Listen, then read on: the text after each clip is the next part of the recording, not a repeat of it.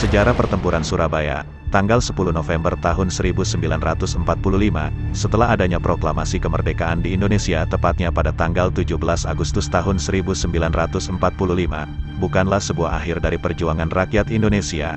Hal ini dikarenakan walaupun sudah mendeklarasi kemerdekaan tersebut, di beberapa daerah Nusantara yang ada harus tetap berjuang dalam mempertahankan kemerdekaan tersebut. Hal ini ditandai dengan adanya pertempuran pertama antara pejuang rakyat Indonesia dengan pasukan negara asing setelah deklarasi kemerdekaan yang terjadi tepatnya di Surabaya yang lebih dikenal dengan sebutan Pertempuran Surabaya. Pertempuran ini merupakan salah satu kejadian terbesar yang ada dalam sejarah Revolusi Nasional Indonesia serta menjadi lambang atau simbol nasional yang menjadi bukti akan perlawanan Indonesia terhadap adanya kolonialisme. Berdasarkan buku Pertempuran Surabaya, 1985, yang merupakan sebuah karya yang dibuat oleh Nugroho Noto Susanto menyebutkan bahwa Pertempuran Surabaya yang terjadi merupakan pertempuran paling menegangkan yang menunjukkan semangat patriotisme tinggi para masyarakat Indonesia untuk membela bangsa Indonesia. Kejadian ini juga dibahas dalam komentar Rickleff pada bukunya yang berjudul A History of Modern Indonesia Since C 1200 yang menyatakan bahwa Pertempuran Surabaya yang terjadi merupakan pertempuran paling sering sepanjang masa revolusi. Pihak Inggris sebagai bagian dari pertempuran ini memandang Pertempuran Surabaya tersebut sebagai laksana inferno atau neraka. Hal ini dikarenakan, rencana Inggris yang ingin menguasai Surabaya menjadi terlambat 2 hari dari target waktunya yaitu tanggal 26 November yang disebabkan kegigihan para pejuang bangsa Indonesia yang ada di Surabaya. Walaupun pada akhirnya Surabaya secara keseluruhan tetap jatuh ke tangan bangsa Inggris, dengan adanya kejadian Pertempuran Surabaya tersebut mengubah cara pandang atau perspektif bangsa Inggris dan juga Belanda terhadap Indonesia. Karena ada kejadian ini, bangsa Inggris menjadi lebih mempertegas posisi serta kedudukannya sebagai pihak yang netral dan tidak perlu untuk mendukung Belanda. Selain itu, Belanda yang pada awalnya meremehkan semangat Indonesia mulai menyadari dan melihat perjuangan para pejuang yang ada dalam mempertahankan kemerdekaan Indonesia. Adanya hal tersebut, membuat para pejuang Indonesia mendapatkan dukungan luas dari berbagai kalangan masyarakat. Hal ini dilihat Belanda sebagai sesuatu yang berbeda dari gambaran mereka dan apa yang mereka bayangkan sebagai kelompok pengacau sporadis atau ekstremis. Berdasarkan sejarah yang ada, awal terjadinya Pertempuran Surabaya dilatar belakangi dengan adanya kedatangan pasukan sekutu pada tanggal 25 Oktober tahun 1945 yang tergabung dalam AFNI atau Allied Forces Netherlands East Indies. Kedatangan pasukan AFNI tersebut ke Surabaya tepatnya di Tanjung Perak dipimpin oleh seorang jenderal yang bernama Brigadir Jenderal Aubertin Walter Soderen Malabi yang kemudian membuat sebuah pos pertahanan. Tujuan awal dari kedatangan sekutu tersebut adalah mengamankan tawanan perang, melucuti senjata para tentara Jepang serta menciptakan ketertiban setelah mengumandangkan kemerdekaan tersebut. Hal ini dilakukan oleh pasukan sekutu dengan menyebar selebaran yang memiliki maksud agar masyarakat setempat menyerahkan senjata yang mereka miliki ke pihak mereka. Adanya perintah pasukan sekutu tersebut membuat masyarakat setempat di Surabaya marah dan menolak untuk menyerahkan senjata yang mereka miliki kepada pihak sekutu tersebut. Hal ini yang pada akhirnya memicu adanya gerakan dari masyarakat Surabaya untuk melakukan penyerangan dengan maksud untuk mengusir pasukan sekutu tersebut. Selain itu, para pasukan sekutu juga pada kenyataannya melakukan tindakan di luar tujuan awal mereka, di mana pasukan sekutu yang kebanyakan pasukan Inggris tersebut pergi menyerbu penjara di Surabaya dalam upaya membebaskan tawanan pasukan sekutu lain yang ditahan di Indonesia. Para pasukan sekutu juga berusaha untuk mengambil alih serta menduduki berbagai tempat vital yang ada di Surabaya. Kedatangan sekutu di Indonesia merupakan bagian dari Komando SEAC atau Southeast Asia Command yang berada di bawah pimpinan Laksamana Louis Mountbatten. Namun, karena wilayah yang menjadi tanggung jawab SEAC masih terlalu luas, dibentuklah Allied Forces Netherlands East Indies atau AFNI yang bertanggung jawab dalam wilayah Indonesia. Tepatnya pada tanggal 29 September tahun 1945, Komandan AFNI yaitu Letnan Jenderal Philip Christison tiba di Jakarta. Tugas yang diberikan kepada AFNI di Indonesia adalah melucuti senjata Jepang, memulangkan para tentara Jepang ke tanah air mereka, membebaskan sekutu yang berada di bawah tawanan Jepang, serta mempertahankan keadaan yang ada di Indonesia. Sebelum hal itu terjadi, pada tanggal 24 Agustus tahun 1945 adanya kesepakatan yang terjadi antara Inggris dan Belanda yang dimuat dalam Civil Affair Agreement, berisikan mengenai kemauan Inggris dalam membantu Belanda kembali berkuasa di Indonesia. Oleh sebab itu, adanya resistensi dari para penduduk Indonesia atas kedatangan pasukan sekutu yang disebabkan perjanjian tersebut. Karena adanya hal tersebut, terjadinya pertempuran di berbagai tempat di Indonesia antara pasukan Indonesia dengan sekutu. Kedatangan Inggris di Surabaya, tim RAPWI atau Tim Pemulangan Tawanan Perang Sekutu yang merupakan bagian dari AFNI tiba di Surabaya pada tanggal 19 September tahun 1945. Namun, kedatangan tim tersebut tidak disambut dengan baik dikarenakan tim tersebut tidak berkoordinasi terlebih dahulu dengan pimpinan Indonesia yang ada di Surabaya. Selain itu, tim pemulangan tawanan perang sekutu tersebut berisi perwakilan dari pihak Belanda. Hingga pada akhir September, kedatangan Kapten Huger yang merupakan seorang perwira Angkatan Laut Belanda ke Surabaya tanpa adanya izin dari pihak Inggris untuk menerima penyerahan Jepang. Jepang menyerahkan berbagai alat transportasi, senjata anti pesawat, tank, dan masih banyak lagi pada tanggal 3 Oktober tahun 1945 yang tak lama kemudian berhasil direbut oleh pasukan TKR dan berhasil menawan Kapten Huger. Dalam menjalankan misinya di Surabaya, pihak Inggris pada awalnya hanya mengerahkan Brigade Infanteri India ke-49 yang berada di bawah pimpinan Komando Brigadir Malabi yang memiliki kekuatan antara 4.000 hingga 6.000 pasukan. Para pasukan sekutu yang tiba Surabaya tersebut belum boleh mendarat sebelum mendapatkan izin dari pimpinan Indonesia yang ada di Jakarta. Hal tersebut yang menyebabkan terjadinya perundingan antara pimpinan sekutu dengan pimpinan Indonesia yang ada di Surabaya. Pimpinan Indonesia yang ada di Surabaya pada saat itu adalah Gubernur Jawa Timur Suryo, Komandan TKR Karesidenan Surabaya Dr. Mustopo, Residen Surabaya Sudirman, Rajamin Nasution, Ketua KNI Dul Arnowo, Ruslan Abdul Ghani, Joko Sawondo, Rustam Zain, Joko Sawondo, Muhammad, Inspektur Sujono Prawibismo, Moh Yasin, dan Mer Masmuin. Berdasarkan beberapa pertemuan yang dilakukan, pihak Indonesia menyepakati untuk memberikan izin bagi sekutu Inggris untuk memasuki kota Surabaya dan menempati beberapa objek yang sesuai dengan tugas mereka. Pihak Inggris juga mengatakan dan menekankan mengenai mereka yang tidak melibatkan NICA maupun para tentara Belanda dalam kedatangannya tersebut. Pihak Inggris juga meminta agar para masyarakat biasa selain polisi, TKR, serta Badan Perjuangan untuk dilarang membawa atau menggunakan senjata agar dapat menjalankan tugasnya dengan baik. Oleh sebab itu, antara kedua belah pihak disepakati pula untuk membentuk sarana komunikasi yaitu kontak biro. Setelah terjadinya kesepakatan antara kedua belah pihak mengenai penguasaan di beberapa objek, pihak Inggris juga menduduki berbagai objek penting di Surabaya, seperti kantor pos besar, gedung BPM, pusat otomobil, pusat kereta api, hingga gedung Internatio. Selain itu, pihak Inggris juga menangkap beberapa tokoh pemuda yang ada di Surabaya.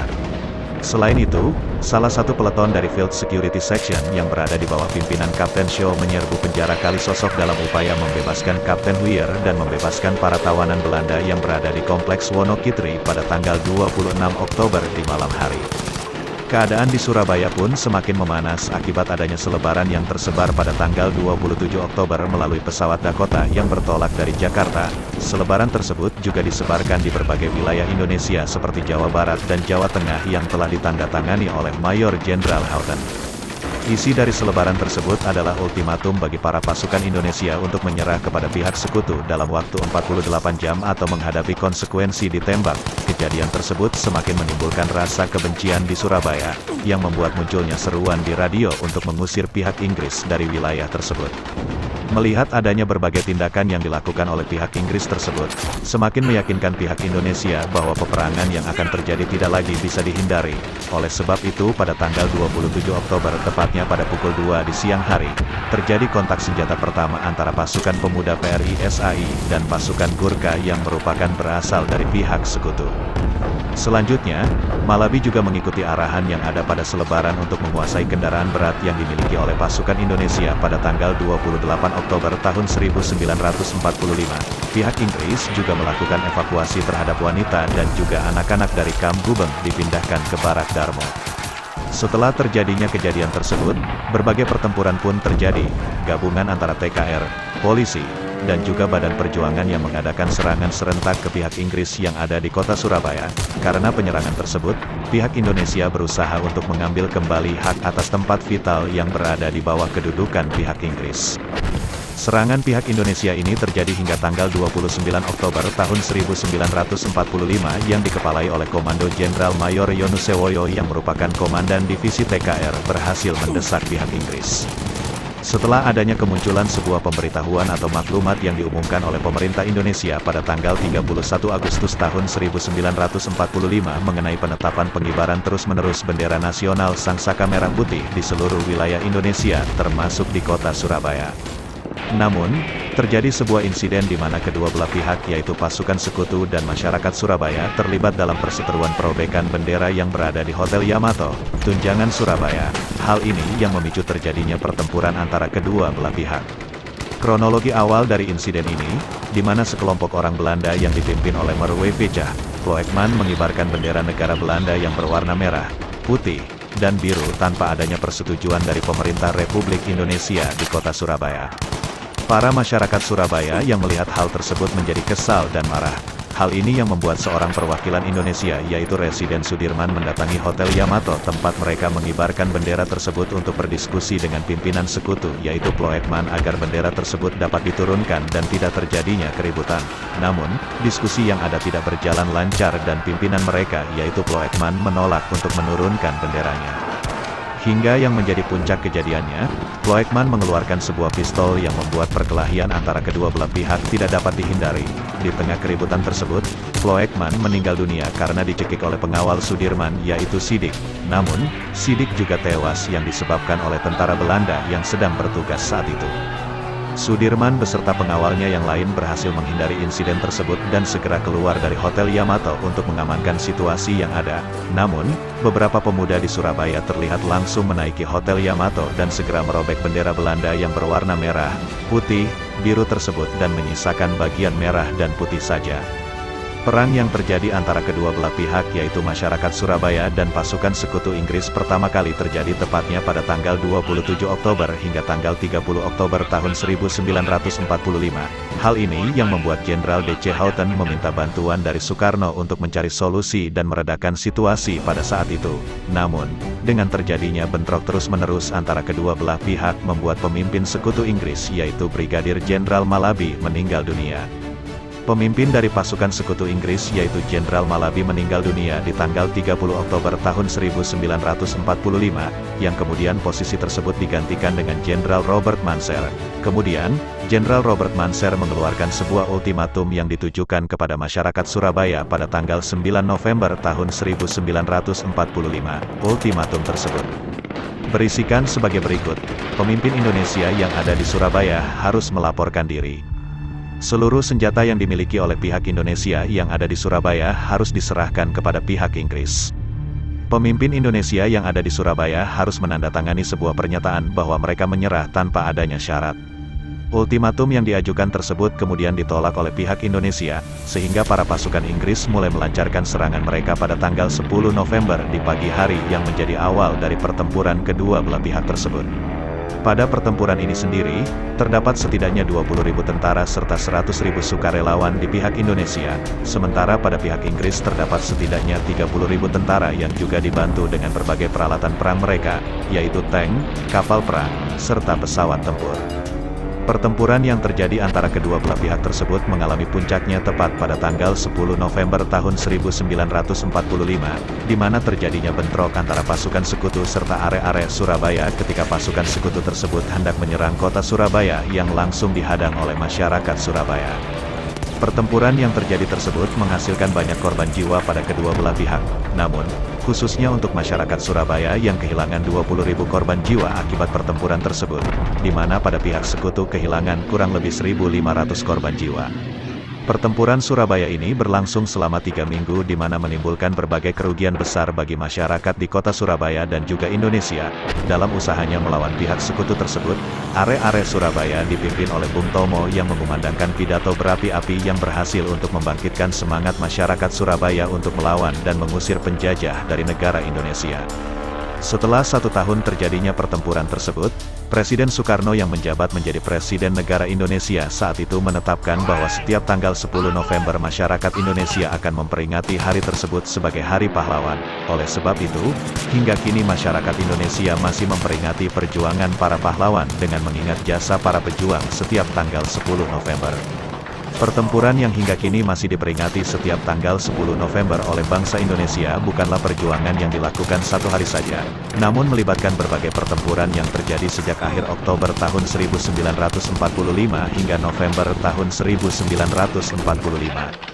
Dari pertempuran yang terjadi sendiri, dapat dibagi menjadi 3 bagian yaitu, pertempuran pendahuluan, pertempuran puncak yang terjadi pada tanggal 10 November dan pertempuran akhir. Jika diperkirakan pejuang yang ikut terlibat akibat serangkaian pertempuran tersebut adalah 20.000 pasukan PKR yang datang dari berbagai penjuru Jawa Timur serta para rakyat pejuang yang mencapai 140.000 orang.